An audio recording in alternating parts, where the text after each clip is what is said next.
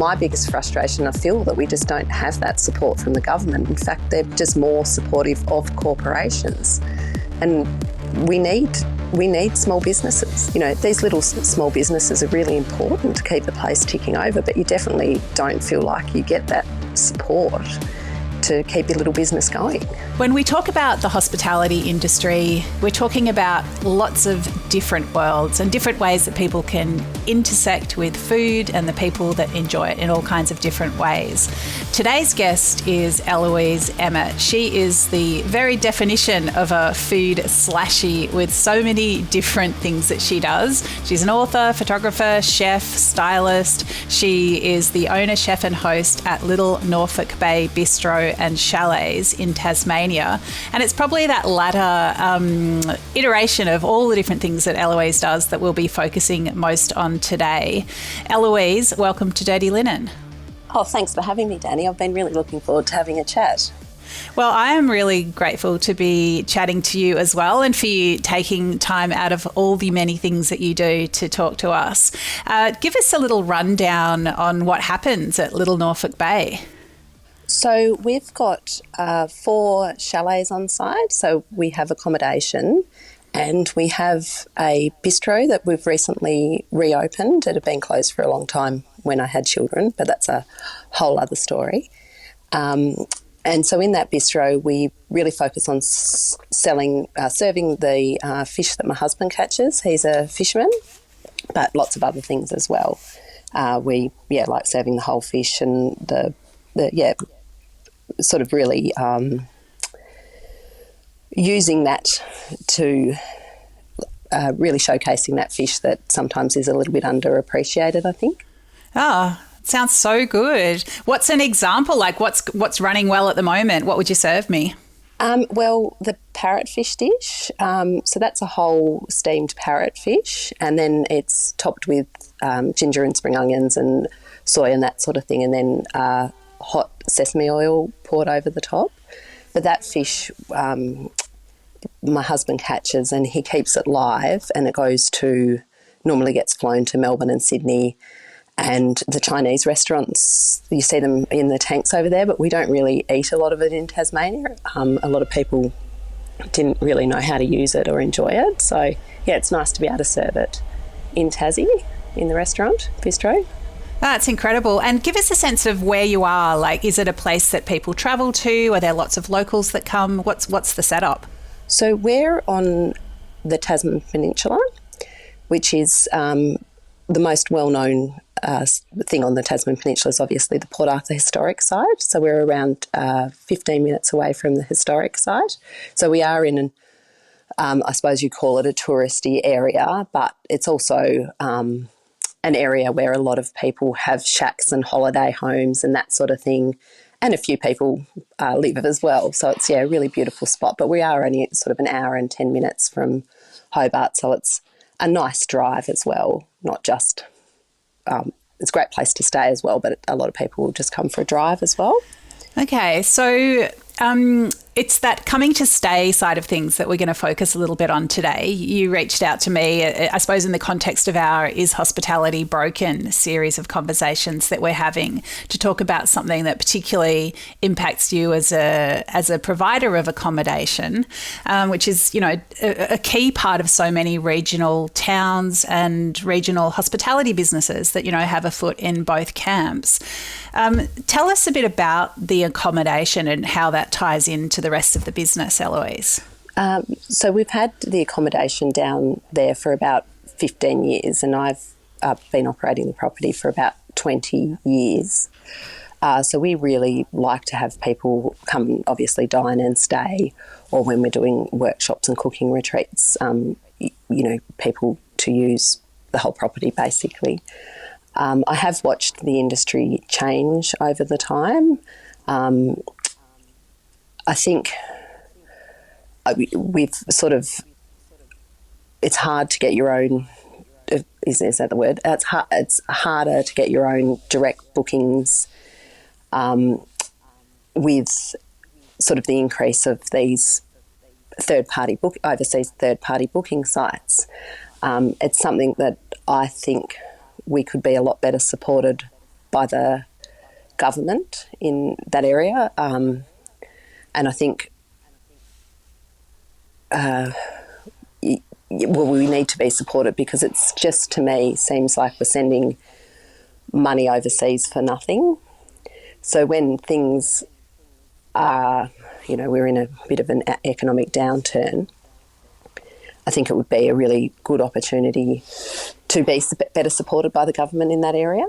So, let's look at it, from my point of view. I want to come to Tassie. I'm always focused on where I'm going to eat. So perhaps I dot that in first, and then I start looking for places to stay to build my itinerary. Let's say I do turn to Airbnb or booking.com. Why is that a bad thing? I think basically because we're sending that commission from that stay overseas. We want to keep the money locally. We want, for example, if people were to book with me for the same price of that commission, I can include a meal and some wine and breakfast provisions and that sort of thing. So when I do that, then I'm purchasing a little bit of honey from the local person, purchasing a little bit of lavender for the granola, I'm purchasing wine from a vineyard, and we're keeping the money locally. I think Airbnb, for example, they started in a really good place, but they're so good at what they do. They are amazing tech operators so when they started, and it was helpful, what if they were helpful, they were selling your sort of leftover rooms that you couldn't sell yourself, basically. But they're so good at what they do now that everyone books through them. So if you, for example, you put in your search to try and find somewhere to stay in the area, you can't actually find me without one of these sites, if that makes sense. So they're not really actually doing anything to bring people to Tasmania. They're sort of just taking a commission off all the bookings now, if that makes sense. Yeah, sure. So I'll start searching for accommodation Tasmania or accommodation Little Norfolk Bay, and the Airbnb or the booking.com or whatever it is, those massive engines will come up well before your personal listing does on my search engine. They do just have all that SEO just nailed, and they're improving it all the time. So I guess people are always nervous about where they put their credit card details. There's a bit of wariness around that. Well, tell me an experience that you had recently with some customers that were standing in your car park. Yeah, so we've had now we have people that will turn up and be in the car park, and they'll prefer to book through Airbnb or booking.com because they think it's safer than handing their credit card over to me, which is kind of ridiculous, really, because if you have a problem with Airbnb and booking.com, they're in Los Angeles or the Netherlands, and you're going to get stuck in the call centre roundabout. But if you have a problem with me and I rip you off, you can go and call the local policeman. But this is what's happened, and it is the younger generation coming through who have been, they've had this marketing pushed at them now for, we're talking 15 years, that, it's safer to book through Airbnb. So that is a good example, because obviously they've found me through driving past and my signage. So Airbnb hasn't actually done anything to bring that booking to Tasmania. So we will have that now with weddings in the area. Everyone will book through booking.com or Airbnb. But I think it's at a point now where it actually changes need to happen at a government level. And back to what I was saying about the 15 years of marketing, Well, we've never had anything to balance that out. You know, if you've just got Airbnb or Booking.com pushing their message, but we haven't had, you know, the AHA or someone else balancing that out, they are only going to get that one message, and it's going to continue on. And they can continue to put their commissions up, and there's no balance, or there's no one there doing anything about it, basically. In fact, now I think Airbnb is practically writing policies for the state government in their, yeah. Well, I mean, that's probably where we could hope to create some change. I think Airbnb or, you know, any of those sites, like, they're a reality. They are in this landscape, but governments, of course, you know, have lots of levers that they can pull as well. So what do you think that the Tassie government or any of our state governments could think about doing differently? I think the first thing would be, we hear a lot of talk about them wanting to stop it and all of this sort of thing. But once they embrace that sharing economy, the damage was done. It would be hard to change policies and all of that sort of thing. But it's simply educating people who are operating their businesses. I think also, you know, Airbnb may sell this dream that, you know, running accommodation is really easy money. And you see people, they go and spend $28,000 on a renovation so they can put their place on Airbnb. And you're kind of like, wow, that's a lot of overnight stays you're going to need to start making some money. Maybe when people, you know, where do they go to get the balanced side of running accommodation, if that makes sense? There isn't anything happening from the AHA or Tourism Tasmania or Tourism Australia to sort of educate people. So it's just education, simply education really to start with. It would be hard to change policies at this point, I imagine, but an ideal world would be Tourism Tasmania or Tourism Australia, one of them making the big booking platform, taking the percentage of all the bookings, and then that money stays locally. But whether or not that could actually happen in a government department, but that would be the best solution. Yeah, I mean, that actually, as you say that, it's like, well, actually, yeah, why not? That sounds like a really good idea. If those commissions could be pushed back into local tourism. Well, just that money that goes overseas now. I mean, we talk about downtime and I've listened to recent podcasts that you've had. And we talk about, well, it's a good time to get in and, you know, see where money's going and, you know, keep an eye on your business and tighten things up and all of that. Well, that's pretty much what the government needs to do too. You know, like, why are we sending all this money overseas? It's just ridiculous. It's a huge amount of money for people to do nothing. And when I say that, any unique accommodation can sell their own property. They don't need to be going through Airbnb and Booking.com. But I think newer people coming in, they actually think you have to sell through Airbnb, and it's kind of like, no, they're just a wholesaler. I have another, like, and this potentially could happen. What if every doctor's appointment, what if every booking with an architect, what if every plumber that you booked, you sent 10% of that money overseas, or 15% or whatever it is? Well, you'd hope it wouldn't happen because it just sounds crazy, but that's exactly what's happening in hospitality now in the accommodation industry. It's madness, really. Yeah, I mean, you make a really good point. I mean, would it be too scary for you to not be on these platforms? Oh, you absolutely couldn't be. I had, you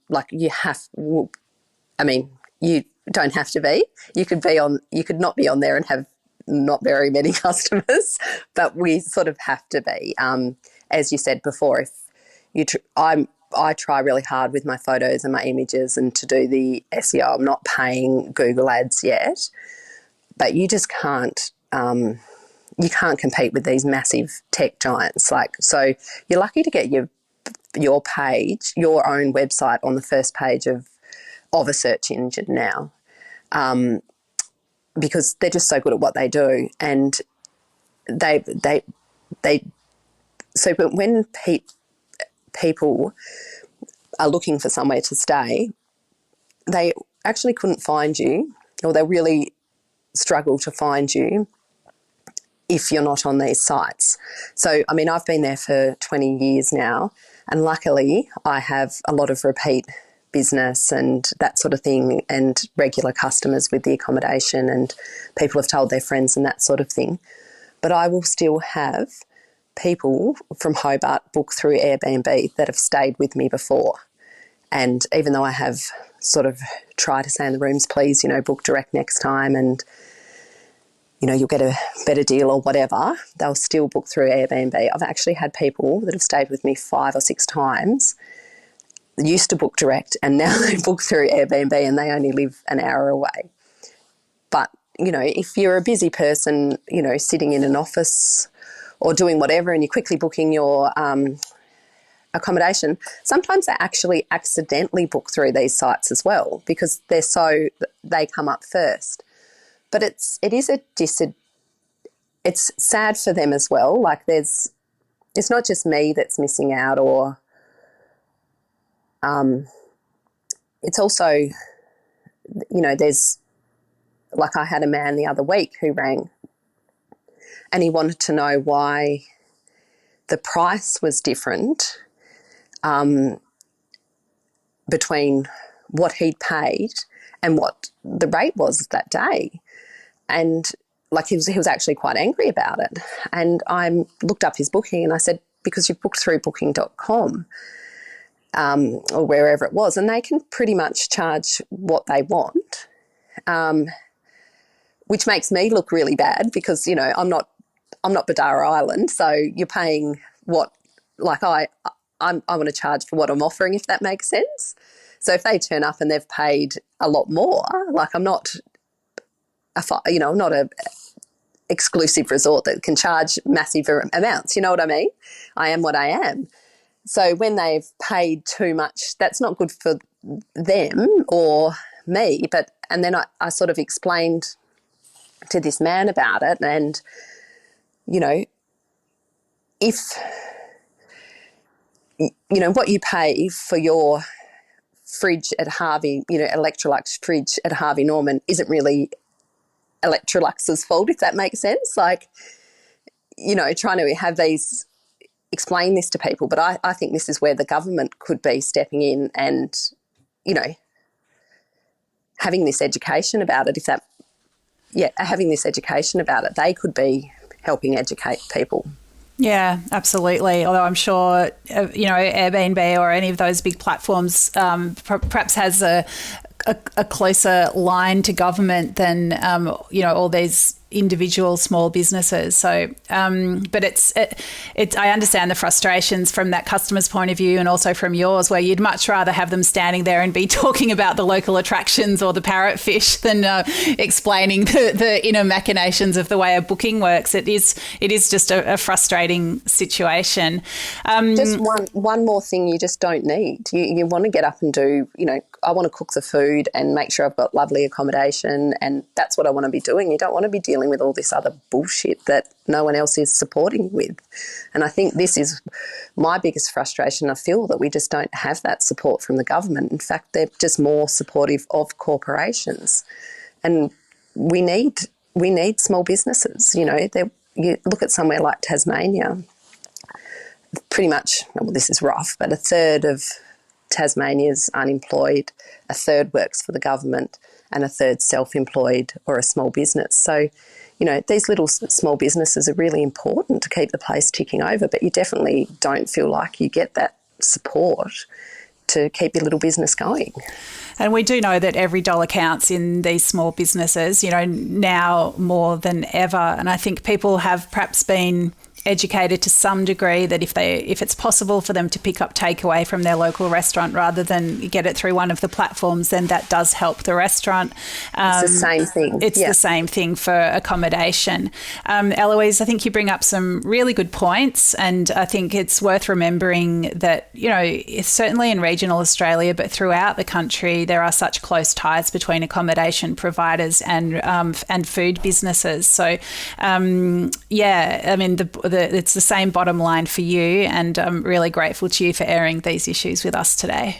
Oh, well, I hope I made some sense. And you don't want to feel like one of those people that's really, negative. But, we have this, Tasmania especially, it's all about local and support local. And it's like you just go and book an Airbnb and give whatever % of the profit overseas. It's not really supporting local. We need to think a bit deeper, I think, where we're spending our money. Yeah, well, you've certainly brought those issues to the table very clearly. So, I will definitely be getting to the second and third pages of my search results and finding the actual business and booking with them. Yeah, cool. That'd be really good. This is Dirty Linen, and I'm Dani Valent. We air the issues that the hospitality industry finds hard to talk about, hearing from different people with unique perspectives. We want to hear from you as well. If you have something that needs to be said about a topic, get in touch so we can include your perspective. Contact us at dirtylinenat.deepintheweeds.com.au or hit us up on Insta at Dirty Linen Podcast. We can't wait to hear from you. This